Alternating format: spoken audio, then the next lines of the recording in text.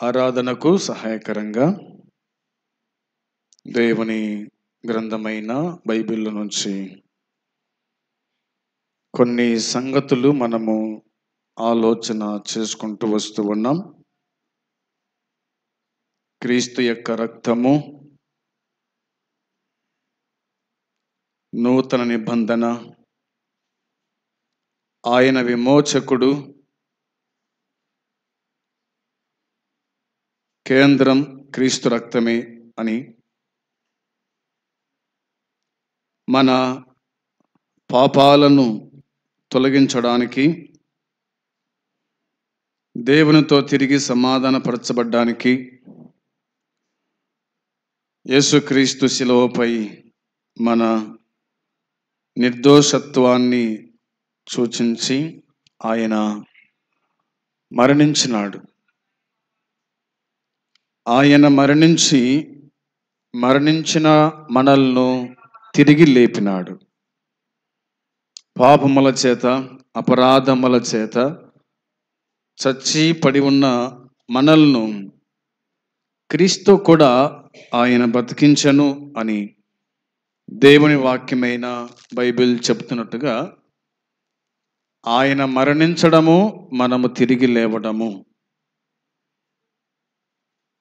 దేవుని వాక్యమైన బైబిల్ నుంచి కొన్ని వచనాలు నేను మీకు జ్ఞాపకము చేయాలనుకుంటున్నాను.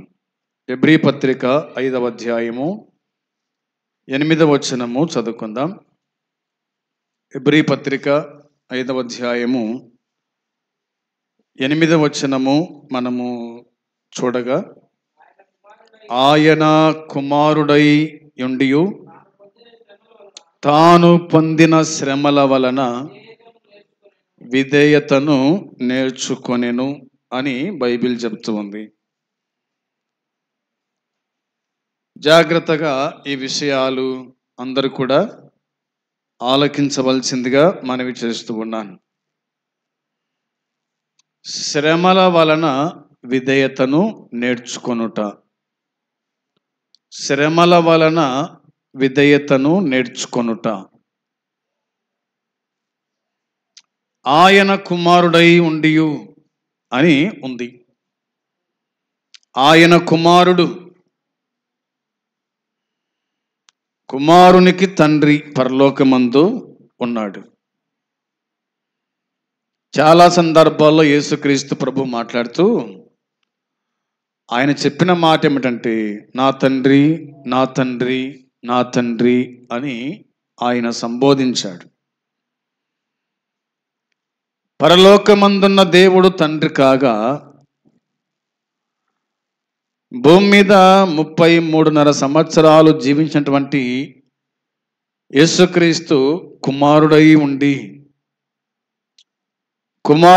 ఉండి అని వ్రాయబడింది. ఈ కుమారుడు తాను పొందిన శ్రమల వలన అనుంది. కుమారుడు ఏమైనాడంటే శ్రమలు పొందినాడు, శ్రమ పడ్డాడు, శ్రమలు పొందాడు. యేసుక్రీస్తుకు శ్రమ పెట్టబడ్డాడు, శ్రమ పడ్డాడు.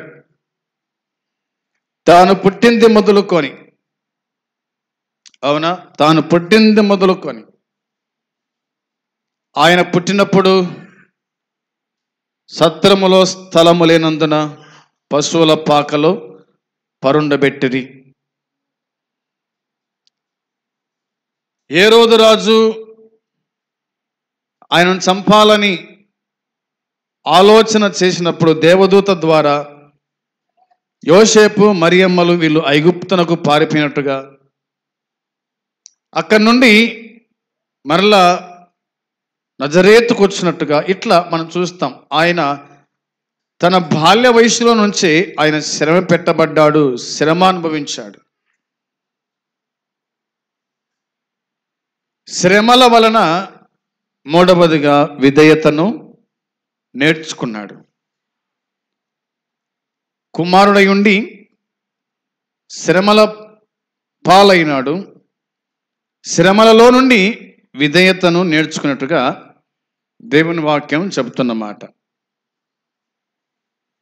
హెబ్రీ పత్రిక 12:2లో రాయబడిన మాట మీకోసం చదువుతున్నాను. హెబ్రీ పత్రిక 12వ అధ్యాయము 2వ వచనం చూడండి. మనము కూడా ప్రతి భారమును విడిచిపెట్టి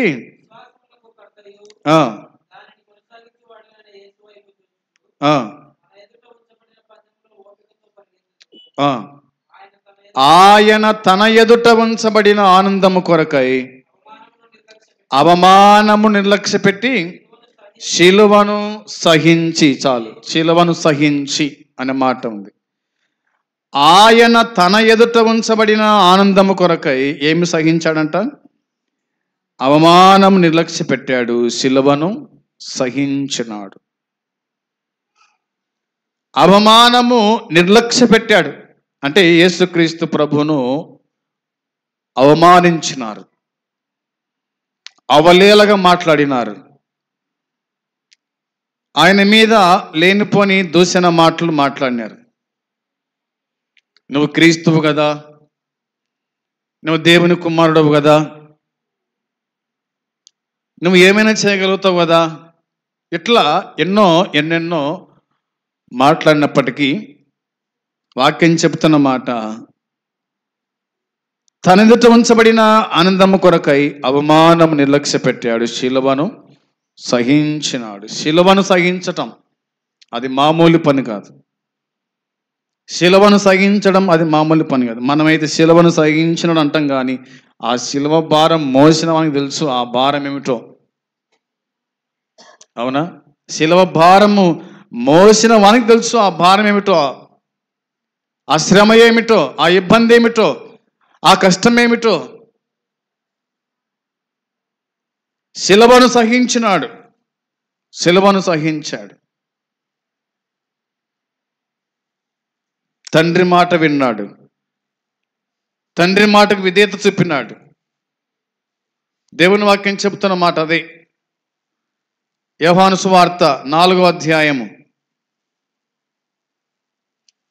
34వ వచనం చూడగా, యోహాను సువార్త 4వ అధ్యాయము 34వ వచనం మనం చూడగా, యేసు వారిని చూచి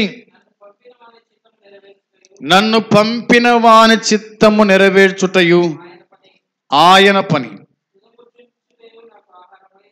యేసు వారిని చూసి అన్నాడు, నన్ను పంపిన వాని చిత్తం నెరవేర్చుటయు ఆయన పని తుదముట్టించుటయు నాకు ఆహారమై ఉన్నది అన్నాడు. తండ్రి చిత్తము నెరవేర్చుట, తండ్రి మాటకు లోబడుట. ఆయన లోబడ్డాడు, ఆయన నెరవేర్చినాడు అని దేవుని వాక్యం చెబుతోంది. లోబడుట, నెరవేర్చుట అన్నది ఈ వచనం మనం గుర్తు చేస్తూ ఉంది. 6:38లో యోహాను సువార్త 6వ అధ్యాయము 38 మనము చూడగా, నా ఇష్టము నెరవేర్చుకోవడానికి నేను రాలేదు కానీ నన్ను పంపిన వాని చిత్తం నెరవేర్చుటకే పరలోకం నుండి దిగి వచ్చి తిని అని అన్నాడు. ఎందుకు వచ్చినాడు యేసుక్రీస్తు ప్రభు? దేనికోసం వచ్చినాడు యేసుక్రీస్తు ప్రభు అంటే తన చిత్తం నెరవేర్చుకోవడానికి కాదు, తన ఇష్టం నెరవేర్చుకోవడానికి కాదు, నన్ను పంపిన వాని చిత్తము నెరవేర్చుటకే పరలోకము నుండి దిగి వచ్చి తిని అన్నాడు. 39లో నన్ను పంపిన వాని చిత్తము అయి ఉన్నది అన్నాడు. 40లో అదే మాట, నా తండ్రి చిత్తం అనే మాట కనిపిస్తుంది. తండ్రి చిత్తానికి లోబడినాడు, తండ్రి మాట విన్నాడు, తండ్రి ఏం చెప్పాడో ఆ ప్రకారంగా జీవించినాడు.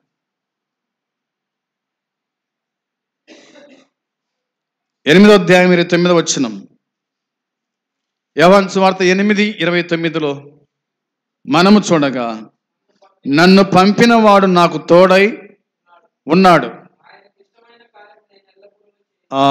దేవుని వాక్యం చెప్తున్న మాట, మనం చూడగలుగుతాం. నన్ను పంపిన వాడు నాకు తోడై ఉన్నాడు అన్నాడు. దేవుడు తోడై ఉన్నాడు. కుమారునికి దేవుడు తోడై ఉన్నాడు. కాబట్టి ఆయనకి ఇష్టమైన కార్యం నేను ఎల్లప్పుడూ చేస్తూ ఉన్నాను.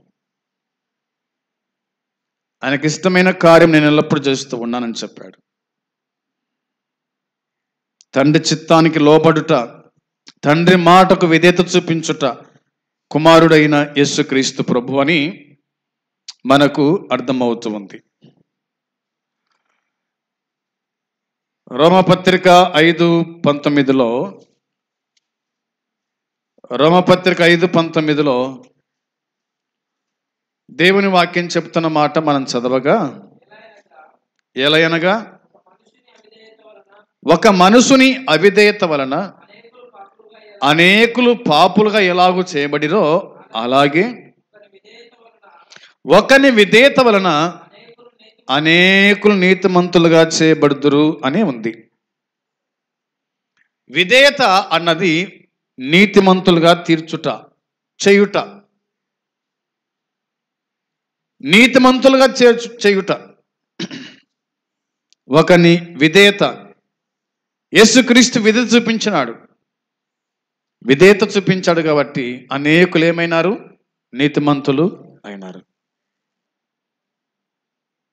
మనల్ని దేవుడు నీతిమంతులుగా చేశాడు, పరిశుద్ధులుగా చేశాడు, ఆరాధికులుగా చేశాడు, తనకు సాగిలపడేటువంటి కుమారులుగా, కుమార్తెలుగా ఆయన చేశాడు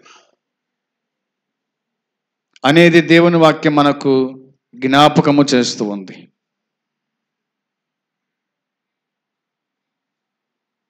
ఒకని విధేయత వలన అనేకులు నీతిమంతులుగా తీర్చబడుదురు. నీతిమంతులుగా తీర్చబడిన వాళ్ళే దేవుణ్ణి జ్ఞాపకము చేసుకునేటువంటి వాళ్ళని బైబిల్లో మనం చూస్తూ ఉన్నాం. ఫిలిప్పీలకు రాసిన పత్రిక 2వ అధ్యాయంలో 6, 7, 8 వచనాలు చూడగా, ఫిలిప్పీ పత్రిక 2వ అధ్యాయము 6, 7, 8 వచనాలు చూడగా, ఆయన దేవుని స్వరూపము కలిగిన వాడయుండి దేవునితో సమానంగా ఉండుట విడిచిపెట్టకూడని భాగ్యమని ఎంచుకొనలేదు గాని మనుషుల పోలికగా పుట్టాడు, దాసుని స్వరూపం ధరించుకున్నాడు, తన్ను తాను రిక్తునిగా చేసుకున్నాడు. మరియు ఆయన ఆకారమందు మనుషుడుగా కనబడ్డాడు. మరణం పొందినంతగా, అనగా శిలువ మరణం పొందినంతగా విధేయత చూపిన వాడై తన్ను తాను తగ్గించుకున్నాడు. ఈ వచనాల్లో తగ్గింపు అనేది మనకు కనిపిస్తుంది. ఆకాశ మహాకాశములు పట్టజాలని దేవుడు, ఆకాశ మహాకాశములు పట్టజాలని దేవుడు ఆయన తను తాను తగ్గించుకున్నాడు అనే మాట, తను తాను తగ్గించుకున్నాడు అన్నమాట ఉంది. ఆయన దేవుని స్వరూపం అని వాక్యం చెబుతుంది. దేవుని స్వరూపం, ఆయన దేవునితో సమానుడు. అయితే మనసులో పోలికగా పుట్టాడు, దాసుని స్వరూపం ధరించుకున్నాడు, తను తాను రిక్తుడిగా చేసుకున్నాడు. రిక్తుడు అంటే ఏమీ లేనివాడుగా. ఆకాశ పక్షులకు గోళ్ళు ఉన్నాయి, నక్కలకు బొరెలున్నాయి, మనిషి కుమారుడు తలవాల్చుకోవడానికి స్థలము లేదు అని వ్రాయబడిన మాట. తన్ను తాను రిక్తుడిగా చేసుకొనెను, రిక్తునిగా చేయబడెను. ఆయన ఆకారమందు మనుషుడిగా కనిపించినాడు. మరణం పొందినంతగా, అనగా శిలువ మరణం పొందినంతగా విధేయతను చూపించిన వాడే తను తాను తగ్గించుకొనుట, అనగా దీంట్లో విధేయత మనకు కనిపిస్తూ ఉంది. శిలువ మరణం పొందినంతగా చెప్పినట్టుగా వాక్యం, తాను మరణించి మనల్ని బతికించినాడు. ప్రభు మరణించినాడు, మనల్ని బతికించినాడు. ఆయన తగ్గింపు, ఆయన విధేయత ఇందులో మనకు కనిపిస్తూ ఉంది. పేతురు మొదటి పత్రిక 2:21, 2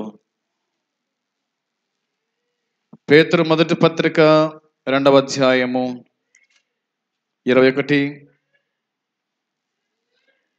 క్రీస్తు కూడా మీ కొరకు బాధపడి క్రీస్తు కూడా మీ కొరకు బాధపడ్డాడంట.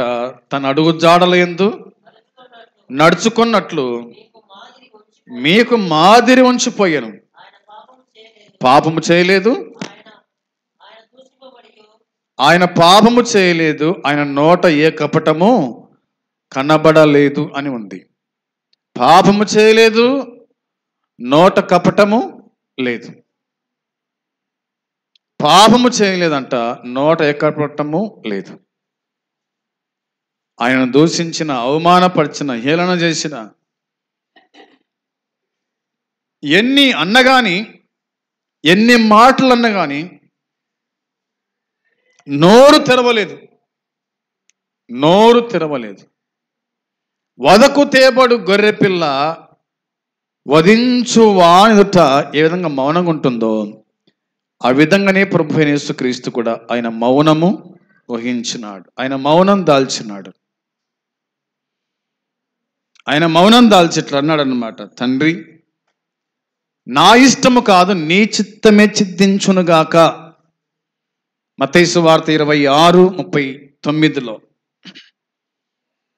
మత్తయి సువార్త 26:39, తండ్రి సాధ్యమైతే నా ఇద్దరిని తొలగించము, అయినను నా ఇష్టము కాదు నీ చిత్తమే చిద్దించునుగాక అని తండ్రి చిత్తానికి తాను అప్పగించుకున్నాడు. నీ చిత్తమే చిద్దించునుగాక, నీ ఇష్టమే నెరవేరునుగాక. నా ఇష్టము కాదు నా చిత్తము కాదు, నా ఇష్టము కాదు నా చిత్తము కాదు, నీ చిత్తమే, నీ ఇష్టమే. నన్ను దేనికోసం పంపించినావో దాన్ని భరించడానికి, సహించడానికి, ఓర్చుకోవడానికి కదా, ప్రాణం పెట్టడానికి నేను సిద్ధంగా ఉన్నాను. నీ చిత్తాన్ని నేను నెరవేరుస్తాను, ఇందుకోసమే నన్ను పంపినావు అన్నట్టుగా తండ్రి చిత్తానికి లోపడ్డాడు. మన ప్రభు అయిన యేసుక్రీస్తు ఆయన మనల్ని అంతగా ప్రేమించి ప్రాణం పెట్టాడు.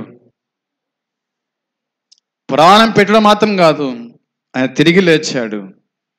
తిరిగి లేచి మనల్ని ఆయన లేపాడు, తన సన్నిధి మనకిచ్చాడు.